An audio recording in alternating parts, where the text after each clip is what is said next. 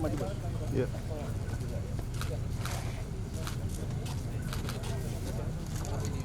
Perisai orang Dayak. Gimana kamar?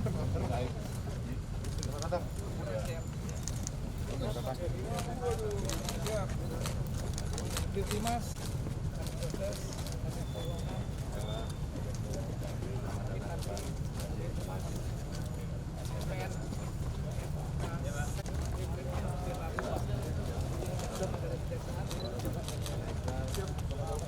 Siap.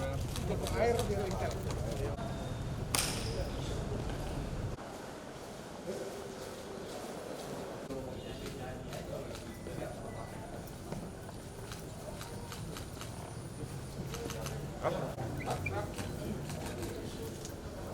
Kami ucapkan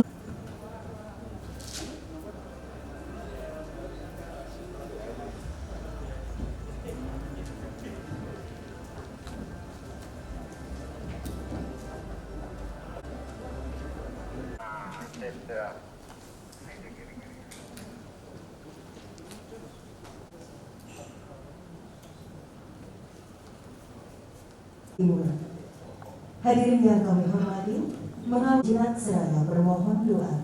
Pembacaan doa ini akan dipandu oleh Kompol Subari. Warahmatullahi wabarakatuh. Selamat siang. Bapak Ibu hadirin sekalian yang kami hormati, anggota tim kunjungan kerja spesifik komisi serta seluruh jajarannya yang kami hormati Kepala Kejaksaan Tinggi Kalimantan Jari beserta seluruh jajarannya serta hadirin yang kami muliakan. Pertama-tama marilah kita panjatkan pagi menjelang siang hari yang bahagia ini kita bisa hadir silaturahmi bertatap muka dalam jajaran yang telah meluangkan waktu atas penerimaannya. Berdasarkan ketentuan pasal 98 ayat 4 huruf F penting untuk menjadi masukan dalam tugas konstitusional hingga melakukan kunjungan kerja pada pagi hari ini. Selanjutnya kami Insinyur Haji Adi Kadir SHMU, Ketua tim, kebetulan tim kali ini kawan-kawan mempercayakan saya untuk komisi dan saya juga wakil ketua komisi 3 dari fraksi Partai Golkar Dapil Surabaya dan Sidoarjo. Kemudian seyogyanya Pak Haji Desmond Yunesi Mesa juga wakil ketua komisi 3 akan hadir, tetapi beliau dalam kondisi kesehatan yang kurang baik tadi. Pak Saleh, wakil ketua komisi 3 dari fraksi PAN, dapil beliau dari Kalimantan Selatan. Kemudian Bapak, ini apa yang tidak kenal ini, kalau apalagi yang lama-lama ini. Bapak Haji Safarudin, mantan Kapolda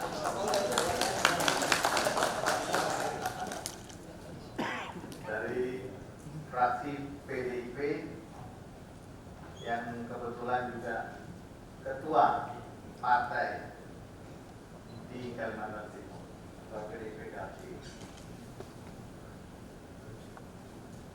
Kemudian, ini juga siapa yang tidak jualan? Masih bujangan. Bujang Pak, kalau ada yang bujang-bujang. Cuman kriterianya terlalu tinggi Pak. Kemudian di Maskud SE, dapilnya dari DKI. Nasdem dapilnya Lampung, petingginya Nasdem juga ini Pak. MHMSI, mana beliau? Kanan. Ya. Pak Sarifudin Suding SHMH masih ada kesusahan. Kalau di MPR kita anak buah Pak, tapi karena aturan komisi 3 di rumah. Pada komisi 3, Ibu Jati, Pak Muhammad Faisal, Bapak David, Kemudian dari wartawan media cetak TV Parlemen ada Nafisa Harum. Mana dia? Oh itu Pak, yang lagi foto-foto. Kemudian ada M. Arif Ramadan Naka, sebelahnya. Eka Mulyana, AKBP Abimaju. Dari Kejaksaan Agung ada Susanto dan Bambang Prihatmoko. Demikian terkait di bidang penegakan hukum, terutama dalam upaya untuk mencegah kebocoran meningkatkan kesejahteraan masyarakat. Komisi 3 DPR RI memandang perlu kita melakukan sebuah evaluasi terhadap pelaksanaan tujuan strategi maupun kendala yang terutama yang terkait dengan kami saat ini juga sedang melakukan pembahasan terkait dengan anggaran masuk kepolisian dan kejaksaan. Jadi sebagai masukan untuk Polri kurang lebih berapa ya?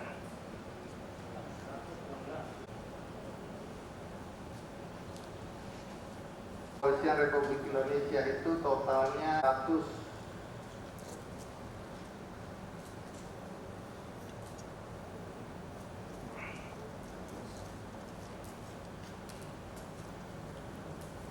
Ringget 2021 itu 100, tetapi ada tambahan sebesar 28 kurang lebih 125. Yang mana kita tahu banyak juga narkoba masuk dari sana. Jadi saya kira anggaran apa yang bisa dititipkan karena ini finalisasinya kalau kepala daerahnya tidak pelit ya enak, kalau kepala daerahnya pelit kan kasihan Pak. Penutup, kami juga ingin mendapat persetujuan mengenai waktu pertemuan pada hari ini. Apakah pada pukul ini sekarang sudah setengah 12, kita akhiri pada pukul 13.00 pasti. Sekaligus sebagai Wakil Ketua Komisi 3 dari fraksi Golkar, Bapak yang kami hormati Wakil Ketua Komisi 3 DPR RI, Bapak Haji Safarudin, Irjen Pol Purnawirawan, yang kami hormati pemilik Balikpapan ya Pak, Bapak Haji Raden Ahmad Biniati Latakusuma SH MSI, yang saya hormati Bapak Wakapolda Kaltim. Mari kita mengucap syukur kehadirat Tuhan Yang Maha Kuasa karena kita masih diberikan kesempatan kesehatan baik ke depan dalam dapat masukan-masukan dari bapak-bapak sekalian. Mohon izin Pak pada kesempatan ini kepada bapak-bapak sekalian. Dan yang pertama adalah masalah untuk sedikit menyampaikan tentang penanganan COVID-19 dan terkait masalah vaksinasi, kemudian penanganan tindak pidana sumber daya alam, dan apalagi setelah liburan Natal tahun baru yang lalu itu naiknya cukup tinggi, sehingga kita ada pada urutan ke-20 Pak kalau sudah yang terkonfirmasi. Jadi jumlah yang terkonfirmasi sekarang angka ini akan terus turun Pak di Kalimantan Timur. Nah ini kami sampaikan Pak datanya 72.000 dan Kutai Barat. Selainnya sudah di bawah 100. Yang meluap, air yang besar yang meluap. Next slide. Kami juga izin menyampaikan Pak, ini hoaxnya Pak. Jadi hoaxnya ini seolah-olah jebol tanggul milik perusahaan, terus airnya mengalir ke pemukiman. Ini yang jajaran yang saya cintai dan saya banggakan, Bapak Jati, para asisten bahwa Kejaksaan Tinggi Kaltim ini mempunyai 2 wilayah, meliputi Provinsi Kalimantan Timur dan Provinsi Kalimantan Utara. Itu terdapat 9 kejaksaan negeri dan Provinsi Kalimantan Utara dan para di seluruh Satker Kejaksaan Tinggi ada 4 Kalimantan Timur itu terdapat di geografis di Kalimantan Timur dan Kalimantan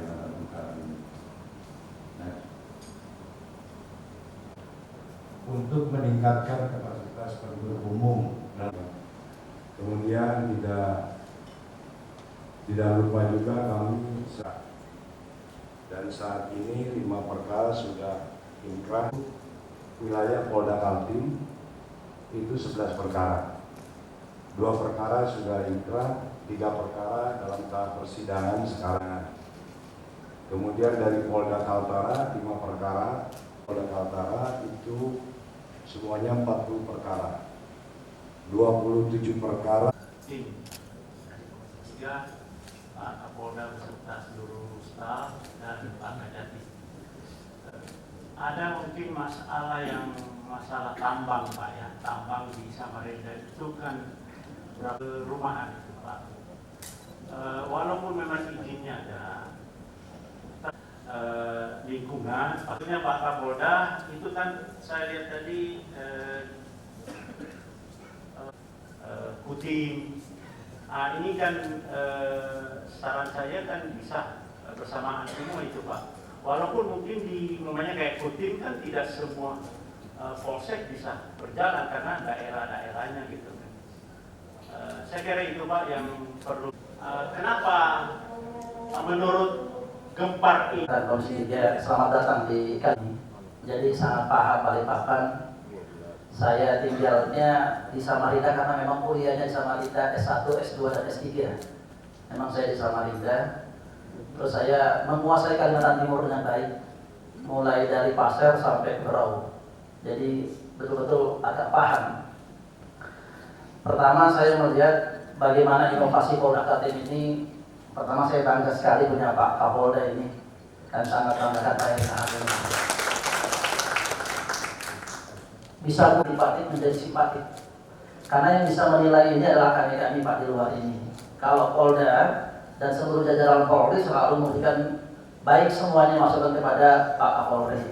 Tapi kalau yang spesial Pak Kapolda Kaltim ini dengan inovasinya luar biasa. Selamat Pak Kapolda ya. Kebetulan berkaitan dengan kapal yang membuat tumpahannya crude oil Pak. Ini crude oil dari Lawe-Lawe itu ke RU5 kilang di Balikpapan ini. Saya kebetulan paham sekali, kebetulan memang saya mitra daripada Pertamina, jadi melihat situasi dan kondisinya betul-betul paham bagaimana pencemaran yang terjadi, banyaknya biota laut yang ada di Kalimantan Timur ini yang tercemar, pesisir pantai, bahkan masyarakat kita, bahkan ada korban jiwa. Sekian tahun tidak tertangani dengan baik, dan alhamdulillah saya melihat kinerja kerja teman-teman di Krimsus beserta dengan jajaran Polda Kaltim ini sangat membanggakan.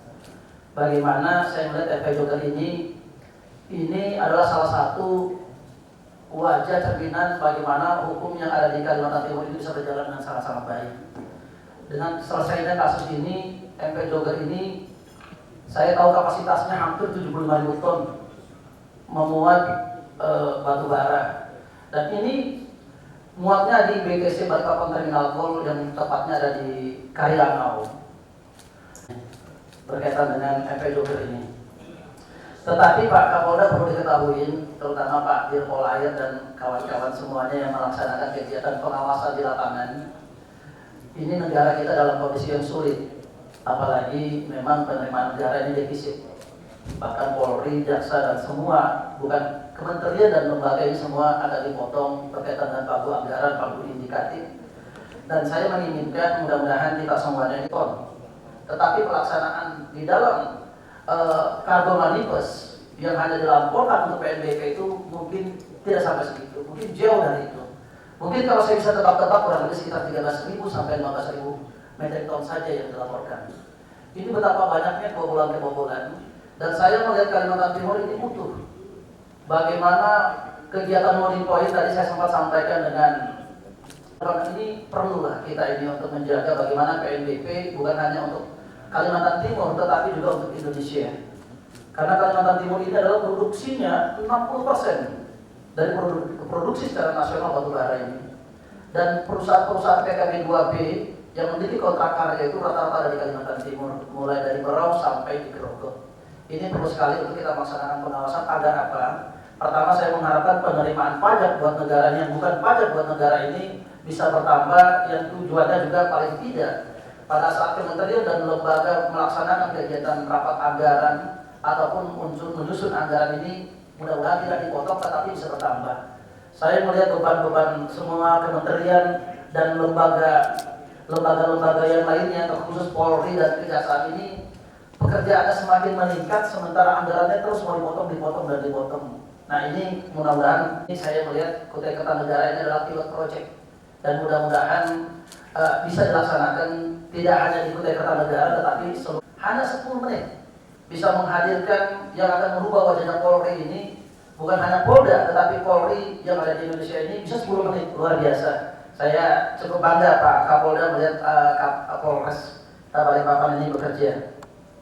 Dan yang paling utama juga saya juga ingin menyampaikan dengan Pak Kapolda sekali lagi, terima kasih Pak Kapolda telah menjaga Kalimantan Timur mudah-mudahan aman, terkendali, kondusif. Karena masyarakat di Kalimantan Timur ini benar-benar adalah heterogen. Di sini tidak homogen, tetapi banyak sekali suku-suku yang mendiami Kalimantan Timur ini. 42% penduduknya adalah dari masyarakat Jawa, suku Jawa. 37% masyarakat adalah masyarakat dari Sulawesi. Penduduk aslinya sedikit sekali, mungkin Banjar cuma 5%, tapi penduduk Kutainya dan Dayaknya mungkin tidak lebih dari 2-3% saja. Mereka memang hidup. Timur juga menyampaikan satu aspirasi adalah berkaitan dengan Kutai Timur.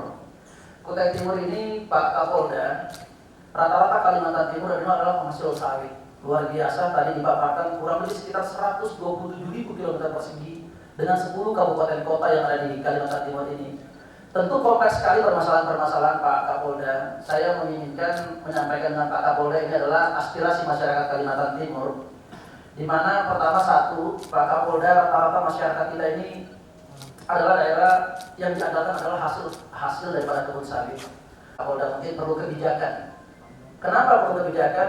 Kalau mereka dilarang, pabrik-pabriknya dilarang, terus masyarakat kita mau jualnya kemana? Mestinya harusnya mereka yang diutamakan. Saya setuju Pak Kapolda, Pak Kapolres. Mungkin banyak mereka yang melaksanakan penanaman mungkin di hutan ya, yang bukan tempatnya, tetapi bagaimana lagi? Luasnya 127.000 km persegi. Itu Jakarta 600 km persegi. Kira-kira besarnya Jakarta itu tidak lebih besar daripada kota Bontang. Ya paling besar kayak Samarinda hanya 700 km persegi. Itu Samarinda, Balikpapan ini kecil lagi, 500 km persegi. PNGP negara kita ini, terutama Kalimantan Timur, yang 80% APBD-nya ini adalah mengharapkan daripada hasil pertambangan. Saya selalu menganjurkan bahwa di pemerintahan Provinsi Kalimantan Timur ini harus melaksanakan transformasi ekonomi, tidak mengandalkan sumber tambang, habis itu tambang. Yang berikutnya lagi Pak Kapolda, sekali lagi pesan daripada masyarakat kami di sini Pak Kapolda, mudah-mudahan bisa diperhatikan berdasarkan indeks kebahagiaan. Harapan saya Pak Kapolda, masyarakat kita ini yang bisa dibina ya kita bina. Tapi kalau memang nggak bisa dibina, terpaksa dibinasakan aja Pak Kapolda. Ini harapan saya karena masyarakat kami benar-benar memerlukan penghasilan penghidupan yang layak. Karena kenapa? Semua izin pertambangan termasuk dari ANC saat ini masih ditarik semuanya ke pusat. Ini juga menjadi permasalahan, perlu bijak kita di dalam menyikapinya. Saya setuju dengan teman-teman yang bisa makan, tetapi yang perlu diperhatikan adalah jangan sampai mengganggu ketertiban umum.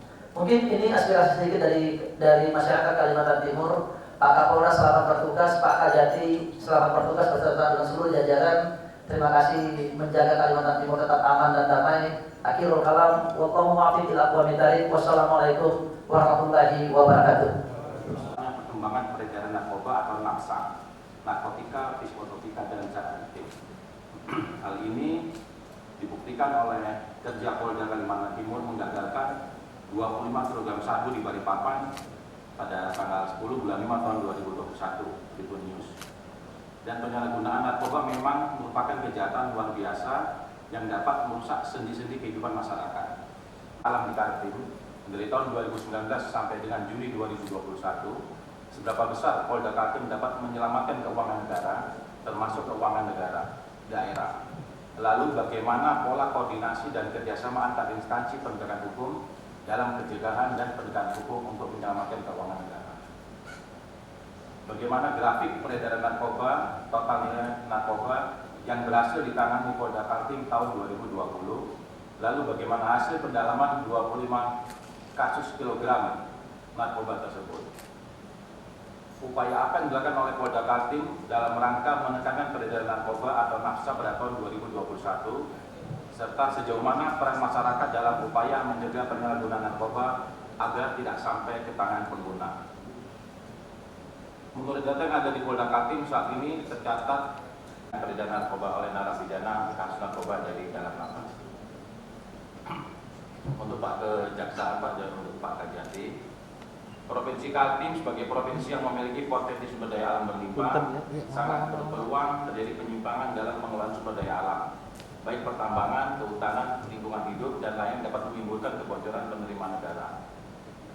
Pertanyaannya Pak, dalam kaitan dengan penegakan hukum kasus-kasus sumber daya alam, korupsi di Kaltim dari tahun 2019 sampai dengan Juni 2021, seberapa besar Kejati Kaltim dapat menyelamatkan keuangan negara termasuk keuangan daerah? Lalu bagaimana pola koordinasi dan kerjasama antar instansi penegak hukum dalam pencegahan dan penegakan hukum untuk menyelamatkan keuangan negara? Lalu sejauh mana pengembangan kasus Direktur Perusahaan Daerah PT Mahakam Gerbang Raja Migas atau PT MGLR yang diduga melakukan tindak pidana korupsi senilai 50 miliar? Wabarakatuh. Yang saya hormati pimpinan dan anggota Komisi 3, yang saya hormati dan seluruh jajaran pejabat tinggi Polri Kalimantan Timur yang sempat hadir, yang saya hormati Pak Kajati. Posisi koridor itu bisa dikerja kalau di backup oleh ormas tertentu dan polisi bisa. Memang 209 itu saya kira jaksa ini memang ya kerja untuk sekarang bukan lagi Belanda. Kalau masih ada Belanda kenapa kerja Rodi Pak? Ya alhamdulillah karena Bapak pegang kepada Pak Jaksa Agung bahwa segala bentuk kekurangan personil, anggaran, kemudian gedung-gedung yang memang perlu untuk. Bismillahirrahmanirrahim. Assalamualaikum warahmatullahi wabarakatuh. Selamat siang, salam sejahtera untuk kita semua. Yang saya hormati pimpinan rombongan dan seluruh anggota Komisi 3 yang hadir dalam kesempatan hari ini, Pak Kapolda beserta seluruh jajaran, Pak Kajati dan seluruh jajaran. Saya ingin fokus pada satu hal, yakni punya potensi konflik terhadap masyarakat adat. Ya, perlu kita ketahui bahwa datangnya tadi sudah disampaikan oleh Pak Kapolda. Saya lihat dari yang Pak Kapolda ini malah saya mau bawa pulang, bagus sekali. Ada beberapa inovasi ayam ya, malah bawa divaksin. Ini luar biasa. Polisi memang yang harus diselesaikan. Karena kalau negara menutup lubang itu berapa biayanya lagi? Keuangan negara akan habis. Terus juga tadi data perusahaan di bidang SDA, Pak Kapolda juga punya data itu. Tidak perlu repot-repot lagi. Sekarang polisi sudah punya data tambang, kelapa sawit, dan hutan. Dan tadi apalagi pencegahan banjir dan sebagainya. Inovasinya sangat bagus sekali Pak Kapolda. Cuma saya limbah B3 itu diolah. Nah ini memang limbah B3 bisa digunakan untuk bahan baku semen. Pemerintah daerah kan Pak Kajati ya, untuk penyelamatan keuangan negara. Aset-aset pemerintah juga banyak aset. Sekarang hanya melengkapi saja apa yang tadi sudah disampaikan rekan-rekan saya. Saya tadi tidak sengaja browsing soal lubang bekas tambang. Itu ternyata sudah merenggut tidaknya 39 orang yang meninggal.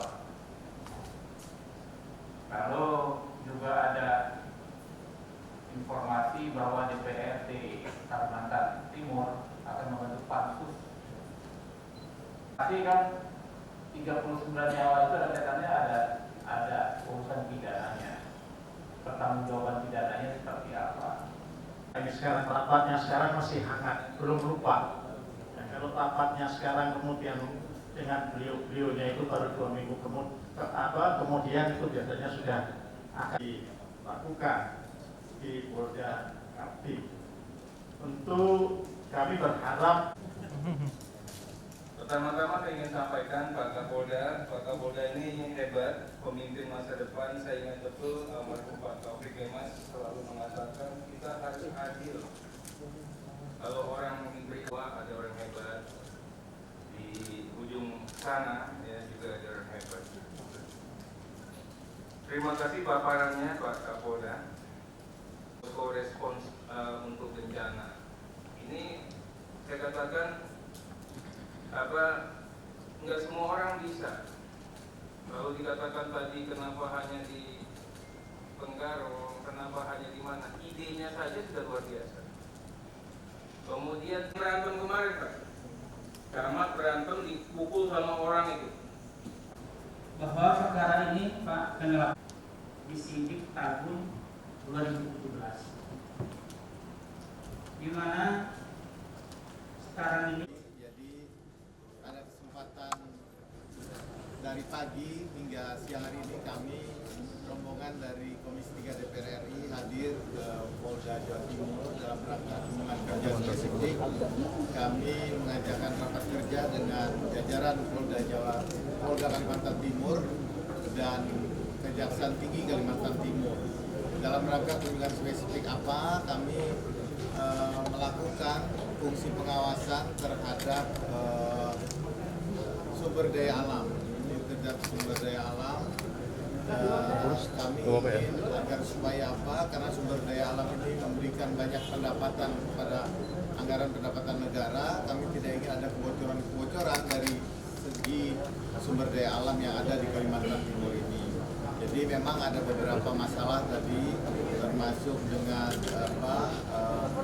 PNBP dan juga kemudian dengan tambang liar, kemudian bagaimana nasib tambang yang sudah digali, bagaimana apakah tidak merugikan masyarakat dan lain-lain, kemudian terhadap lahan-lahan koridor-koridor yang milik masyarakat adat seperti apa pengelolaannya oleh para pengusaha dan lain-lainnya.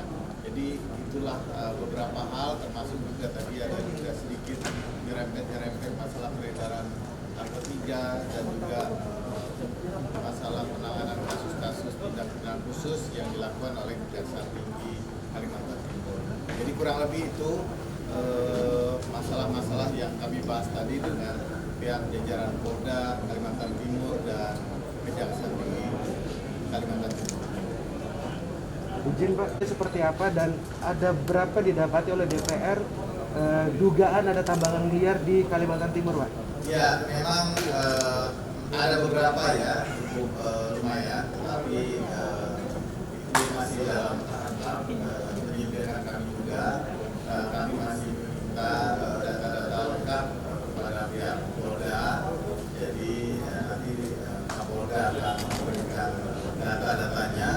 Manakala diperlukan, kemungkinan kita akan melanjutkan rapat kerja di DPR RI di Komisi 3 di Jakarta terkait dengan sumber daya alam. Pak, kalau tambang sendiri ada nggak menyerempet ke wilayah IKN atau mendekati wilayah titik nol IKN, Pak? Dugaan tambang sendiri mendekati wilayah IKN. Ibu kota negara? Iya, Pak. Belum ada. Jadi kita tidak ada membahas itu. Itu kan belum masuk prolegnas. Jadi belum ada pembahasan mengenai ibu kota negara. Sabar sedikit dulu masyarakat. Oke, Cukup? Ya.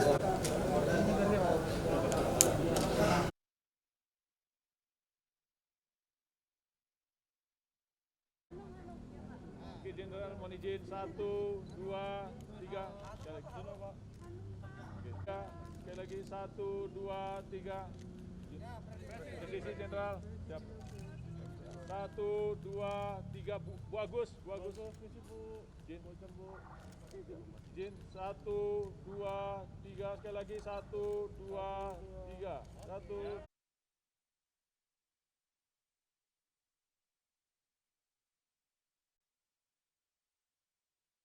Ya, bismillahirrahmanirrahim. Assalamualaikum warahmatullahi wabarakatuh. Alhamdulillah hari ini kita melaksanakan kunjungan Kunspek di Kalimantan Timur. Kebetulan dapil saya selaku tuan rumah di sini. Banyak hal tadi yang kita bahas berkaitan dengan kegiatan-kegiatan penegakan hukum yang ada di Kalimantan Timur, mulai dari kegiatan pertambangan, perkebunan, sampai juga dengan kegiatan kasus-kasus korupsi yang kegiatan ini yang terjadi di Kalimantan Timur. Mudah-mudahan banyak sekali manfaat dan kegiatan-kegiatan ini untuk memberikan solusi, terutama buat kami selaku warga Kalimantan Timur yang juga akan menjadi representatif untuk di Senayan nanti, penegakan hukum terutama berkaitan dengan kasus-kasus terutama adalah batu bara ilegal atau koridor, termasuk juga dengan kebun-kebun sawit, dan juga adalah kegiatan-kegiatan korupsi berkaitan dengan pemerintah daerah, kabupaten, kota maupun provinsi. Tadi cukup banyak dan secara gamblang dibahas, tetapi lebih tajam kegiatan adalah berkaitan dengan pertambangan-pertambangan yang terjadi khususnya di Kalimantan Timur ini, karena memang Kalimantan Timur daerah yang 80% lebih APBD-nya adalah berkaitan dengan dana bagi hasil daripada kegiatan pertambangan. Kaltim beserta dengan seluruh jajaran pertama apresiasi berkaitan dengan kerja-kerja yang telah dilaksanakan. Pertama, minimalisirkan berkaitan dengan kegiatan-kegiatan koridor. Yang kedua adalah bagaimana agar PNBP, pendapatan negara bukan pajak, dari sektor minerba ini atau pertambangan yang ada di Kalimantan Timur ini bisa memberikan supporting ataupun manfaat yang besar untuk pendapatan kas negara, termasuk juga dengan daerah yang Kalimantan Timur selaku penerimaan dana bagi hasil daripada sektor pertambangan. Saya melihat Pak Kapolda secara intensif melaksanakan kegiatan-kegiatan termasuk inovasi. Banyak sekali inovasi yang dilaksanakan Pak Kapolda Kalimantan Timur ini, mudah-mudahan akan menjadi barometer secara bukan hanya Kalimantan Timur tapi secara nasional. Akan menjadi inovasinya menjadi pilot project untuk kegiatan-kegiatan yang ada di provinsi-provinsi lainnya juga.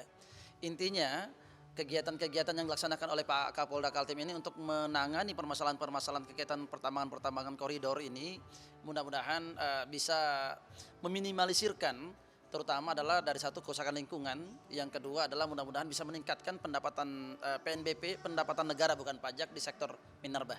Kira-kira begitu. Dengan kapasitas beliau ini pertama memiliki sumber daya manusia di Polri ini merupakan andalan ya. Sebagaimana kita ketahui beliau adalah Adi Makayasa di Leting 90. Yang kedua juga di backup dengan Pak Deden selaku Kajati Kalimantan Timur yang notabene dulu adalah sebagai Direktur TU ya, Tata Usaha. Saya rasa dikolaborasikan ini akan menjadi sangat baik untuk supremasi hukum yang ada di Kalimantan Timur ini. Dan mudah-mudahan sekali lagi buat Pak Kapolda dan Pak Kajati Kalimantan Timur, selamat bertugas. Mohon tetap selalu dijaga kondusivitas daripada Kalimantan Timur, daerah yang sangat-sangat heterogen, banyak sekali suku, bangsa, agama yang ada di Kalimantan Timur ini, dan mudah-mudahan juga bisa memberikan keberpihakan kepada penduduk asli Kalimantan Timur yang jumlahnya tidak signifikan atau sedikit sekali. Kira-kira begitu. Makasih. Hampir seluruh permasalahan yang terkait dengan sumber daya manusia di Polda Jatim dan Kejati kelihatannya semua dapat diatasi ya dengan baik. Tidak ada permasalahan yang terlalu menonjol. Yang ada masalah-masalah kecil terkait dengan tanah-tanah adat milik rakyat itu pun sudah diatasi. Kemudian sedikit biasalah sengketa antar pemilik tambang, itu kan ranahnya perdata. Jadi saya pikir hampir keseluruhan terkait masalah sumber daya alam Bapak Kapolda beserta jajarannya dapat mengantisipasi dengan baik ya. Kemudian tadi juga dijelaskan terkait dengan narkoba, penyekatan di pintu-pintu masuk dari luar negeri. Ya paling mereka membutuhkan mungkin kapal-kapal cepat ya untuk mengejar para penyelundup-penyelundup itu, terutama di perbatasan Kalimantan Utara dengan Malaysia dan lain sebagainya. Itu saja, tapi secara keseluruhan untuk terkait dengan PNBP, terkait dengan sumber daya alam, itu pihak jajaran Polda Kalimantan Timur dapat mengantisipasi secara keseluruhan dengan baik. Tadi juga kan disinggung mengenai Itu kan mereka sudah usut terus ya terkait dengan tambang-tambang ilegal. Itu kan susah kita juga mendeteksi karena kadang-kadang tadi dijelaskan pemilik tanah adat sendiri menawarkan juga untuk menjual kepada para makelar-makelar tersebut. Jadi hal ini kan susah, tapi tadi dijelaskan pelan-pelan mereka mendekati tokoh-tokoh masyarakat terus supaya mengatur regulasi dengan baik agar supaya intinya apa, PNBP ini bisa masuk ke masyarakat, tidak ada kebocoran-kebocoran agar menambah anggaran pendapatan negara itu. Kalau untuk Ya, saya berharap yang sudah baik ini ya dipertahankan ya. Memang terlalu banyak penambang liar di Kalimantan Timur. Kemudian sengketa juga antara para penambang juga sangat banyak. Jadi kita harapkan semua yang penting keadaan Kalimantan Timur bisa kondusif, tidak ada letupan-letupan di tengah masyarakat dan selama ini kita lihat itu bisa terjaga dengan baik. Ya. Satu lagi Pak, mungkin dari Komisi 3 DPR melihat inovasi-inovasi yang telah dikeluarkan oleh Polda. Oh iya, kita lihat tadi ya banyak sekali inovasi-inovasi yang dilakukan oleh pihak Polda Kalimantan Timur yang bisa kita sampaikan kepada Kapolri untuk terobosan-terobosan dan kreativitas-kreativitas, termasuk tadi ada SIM, kemudian ada apa tadi yang tilang itu, ada zona, ya ada etle ya, terus kemudian apa satu tadi Pak? Ya, 110 responsibilitas 10 menit. Jadi begitu ada orang kontak dalam waktu 10 menit itu, ini kan tidak mudah ya. Itu membutuhkan biaya yang cukup besar. Ini percobaan di Balikpapan kita lihat itu mulai dari ibu hamil, kemudian mulai dari ada ular yang ke rumah. Jadi hal-hal begitu. Jadi polisi selalu hadir di tengah sesuai motonya. Polisi hadir untuk masyarakat, untuk pengaman, pengayom masyarakat. Nah ini ada di Balikpapan. Nah ini kan kalau diterapkan di polda-polda lain kan bagus. Kami akan menyampaikan ini nanti pada saat RDP dengan Kapolri, insya Allah tanggal 16. Kita akan sampaikan bahwa program seperti ini kalau diterapkan, anggaran kita tidak masalah. Yang penting masyarakat merasa aman. Apapun yang diminta oleh masyarakat itu Polri hadir selalu di situ. Itu bukan hanya kriminalitas, tapi hal-hal lain yang dibutuhkan oleh masyarakat, ada Polri di sana. Ini akan kita sampaikan agar bisa diterapkan di seluruh polda di seluruh Indonesia.